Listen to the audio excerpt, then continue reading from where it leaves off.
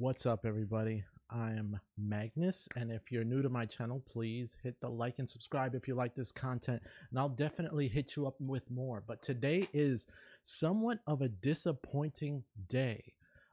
First of all, forgive my hair. That's a bit disappointing, but it's definitely difficult when you're running around trying to get this stuff right and then setting up last minute. And this time I did this whole announcement for this live stream last minute because I had no idea what to expect or what I would talk about when it comes to Sony. Were we going to see the A7S III, or were we just going to be disappointed all out in general? So unfortunately, I think it's more on the disappointing end when it comes to hearing about the camera. So why are we here today? What started this? Excuse me for a second. I'm clicking around here to make sure I can see the comments as I'm broadcasting live. So anyway, let's talk about why the A7S III is important or was highly expected and hoping that we'd hear about it by now. So A7S III, or the A7S line of cameras, is Sony's line that is more video centric when it comes to their full frame mirrorless cameras.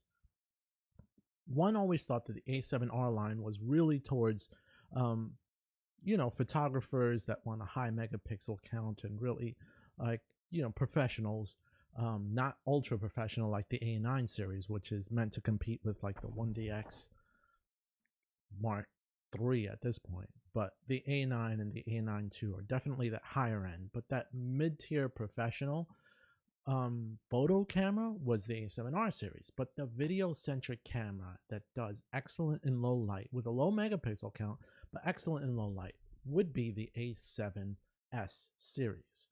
We got as far as the A7S II, and that was coming out in the same time as the A7R II. They were just releasing them all at the same time, and the A7 II. So fast forward in time, you have the A7S. You had the A7R III get announced. Then you had the A7 III get announced, and you had the A9 get announced, and then all of those eventually released. But one would think that, okay, the next big thing has got to be the A7S III, but nothing. And then, much to the surprise, since then, we've gotten the A7R4, and we've gotten the A9 II. And one would think that the A7 IV is probably more likely to come out than the A7S III at this point, because it's just almost been completely forgotten. Now, one's got to understand why. Why is that the case? Maybe it's because Sony, as much as they've been innovating with their mirrorless cameras, coming out camera after camera after camera, is probably taking a step back because they want to actually excel and hit that next level. That's what I'd like to think, or pretty much consider, when it comes to this whole lineup that they've released of full frame cameras. And their crop sensor cameras are also excellent too. So it's almost like, okay, maybe they're taking a step back. Now you have competitors such as Panasonic really breaking ground when it comes to their ability to really give you very good working cameras that can really compete in the video space. What comes to mind, for example, from Panasonic is not only the GH5 but the GH5S, when they were pretty much considering, look, we might be a micro four thirds camera, but we can do excellent in low light as well and offer you all of these outstanding video capabilities. 4K 60, slow motion, 100, actually, what was it? 260 frames per second or 240 frames per second in full HD. Incredible. And then Panasonic then, of course, releases the S1 and the S1H, doing a full frame entry into the mirrorless game and adding next level video features, such as, like, for example, 6K recording in that camera. Then you have competitors that are also jumping in, such as Blackmagic with their video centric camera at an affordable price, doing 4K 60 RAW, and then of course 6K RAW, which is unbelievable. Canon comes out of the woodwork. We've got Canon coming out with, sure, they're last year's cameras were not that impressive, or at least the last couple of years. Actually, quite a few years. They've kind of stepped back, but now they're coming into the full frame mirrorless camera market from a video centric perspective. Like, we're all in, and we're still expecting to hear, wait a minute, how are you going to cripple this camera because you've crippled all of your um, cameras in the past. But Sony has, from a video perspective, Sony has been, in my opinion, kind of mixed. Sony gives you full frame 4K, but they've had problems in the past with overheating. But they give you 4K 30 frames per second. They give you 120 frames per second in full HD traditionally, but they hamper, for example, the bit rates. Like, for example, the 4K bit rates maxed out at 100 megabits per second in many of their cameras. They don't do any higher than 30 frames per second. They may give you, for example, S-Log and S-Log2, S-Log3, but they don't give you that 10-bit 422 color space that we all want to be at to really effectively color grade our footage. And they've just kind of been stuck there for a while. Sure, they've improved their battery life.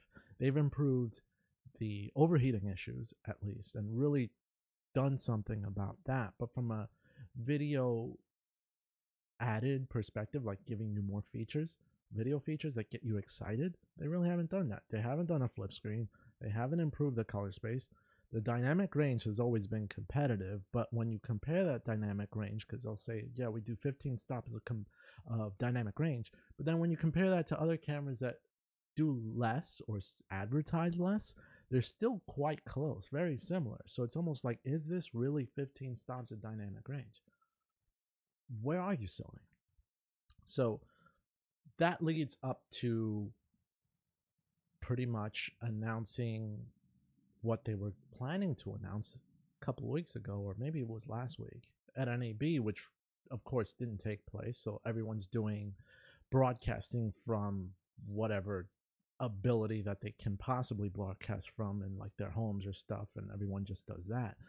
And it was scheduled. It was like almost like an hour difference between Canon's press conference and Sony's, and everyone expected, okay, this is when we're going to talk about these next level cameras. Canon with the R5 and Sony with A7S III potentially. This was going to be exciting time. This is what we wanted to see. But what happened? What we got, what's up? What we got was, unfortunately, Sony postponed. It's like, wait a minute. It's like if two poker players are competing and they're wanting to see who has a better hand. It's almost like Sony was just like, you know what, I fold. And why? That's when it really kind of suffered from that perspective. Why did they fold so soon? And the speculation was, well, potentially they might not have anything on offer that they can offer to compete with Canon, and Canon's R5 is crazy. It's awesome. So Sony just kind of pulls back and says, okay, we're going to reschedule for April 30th. So then it's like, okay, if you want to speculate, you'll speculate. Maybe it's because they wanted to differentiate themselves and get some more time to really focus on the message that they wanted to bring. And if they announce at the same time as Canon, well, it's going to be this camera versus that camera, which is better. But if you separate it enough, then maybe it's like, okay, everyone is tired of talking about Canon. Let's hear what Sony announces and potentially what they have with their A7S III, and then have everyone talking about that for a while. That's what we speculate. That's what I speculated. And then today hits, and what happens? We get a press conference that, well, you're seeing part of what's on. The link is in the description below for everything that you're seeing next to me. That was in Sony's press conference, and it's all, not that it's not relevant. I mean, it's NAB, National Association of Broadcasters, so it has to do with video, and that's what Canon's conference was mostly about, their professional video cameras and the technology and everything. So this is more of that, so it makes sense. It's what you want to do. But Canon had the ability and the knowledge to have the sense to say, hey, you know what? We're going to squeeze in the R5 because we know that that's a hot topic that is important to everyone. So why not follow suit? And Sony just held back. Sony just kind of said, here's everything, even before it was announced, and then that's it. So why? Why does that make any sense? I'm optimistic, actually. I'm very optimistic. Just because someone's kind of like tailoring behind. If we learn anything from Canon, it's not that they don't hear you. It's that they have a plan. We've complained about Canon for so many years. And now we're realizing they were saving the big guns for the mirrorless game because that's where the future was. And they kind of did a slow entry, really released some incredible lenses, but kind of slow entry was like, let's tease them with this first, and then let's really hit them with the big guns, the R5 and R6, for example. And who knows what else they've got down the pipeline. Unfortunately, during these times, it's kind of difficult for anything to really catch a lot of fire because of, we're all stuck inside. But at the very least, they're doing a good job of building excitement. So, but it's time for Sony, who's been pumping out the cameras year after year with at least very good autofocus, very nice looking pictures and video. I mean, you may think that their color science is, nothing to nothing that's really competes with, like, for example, Canon's color science. But from what I've seen and from what people have been able to put together with the Sony cameras, I think they do compete from a color science perspective as well. But when you separate yourself from all of that, they've really put all their investments into the mirrorless game. But now they've got to take a step back. They definitely do, because you've got Nikon, who wasn't in the game before. You've got Canon, who's really stepping up. You've got Panasonic now in the full frame game, no longer just micro four thirds. And sure, Olympus is still kind of in that game, and Fuji is APS-C. They're not really full frame, but it's the competition is saturated enough to where there is a time that you have to look at yourself and say, okay, we're dealing with some pretty big players here. What do we got to do to not only compete, but actually surpass our competition?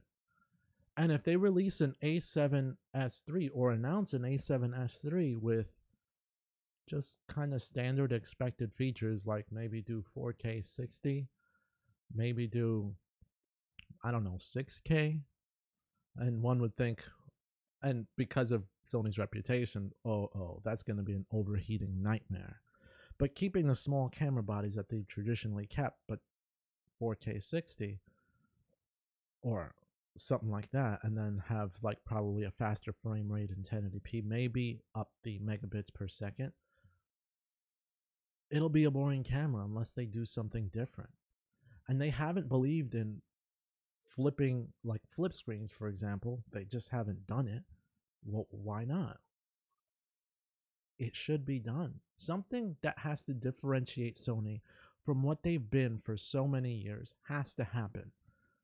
And if you weren't going to come to the table with something like that, then you shouldn't come to the table. And that's what Sony decided to do, or in this case, not do. They didn't come to the table. And I think that was a smart decision, because they just need to really see what's out there and either start from scratch and really kind of like tweak their camera a little bit more until it's ready, or if it's too late, because production and planning happens well in a year before something is really introduced for mass production sometimes. Perhaps Sony is just allowing a little bit more time to pass. Let the Canon R5 excitement die. Let it kind of pass a little bit, and then Sony just come out and say, hey, guess what? You're excited about that camera, but don't leave us yet. Wait till you see what's coming up next. And that in itself is something that you hope for, right? Something that you want. But there's a point when it's too late, because if you're too late to the game, you'll have so many of those that stick to one camera company and then switch to another camera company if they find something better. So many would have switched away from you that you'd have to kind of find a way to bring them back in without them getting frustrated. And if they're satisfied with your competition, then why are they going to come back to you and spend all that time and money to just come back to Sony? Why not keep them? And that's something that they've really got to think about, which is why timing is so important. And maybe that's why timing and presentation is important to Sony. Rather than squeezing it at the end of an NAB announcement or presentation, why not have its own independent announcement? Have some leaks, throw it out there. There's got to be a strategy to this. But right now, it doesn't make sense to us, does it? Anyway, those are my comments, and I think the future would have that Sony comes out with something that we really pay attention to, and if they don't, then who knows.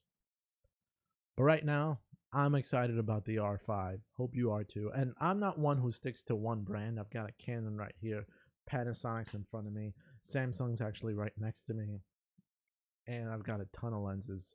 So it's for me, it's more of a what works for what specific need that I'm shooting for. I even got my Blackmagic on the other end, so a bunch of different lines. But that's what I got to say. Let me know what you guys think in the comments down below if you watch this later. If not, I think this is where I'm going to call it a day.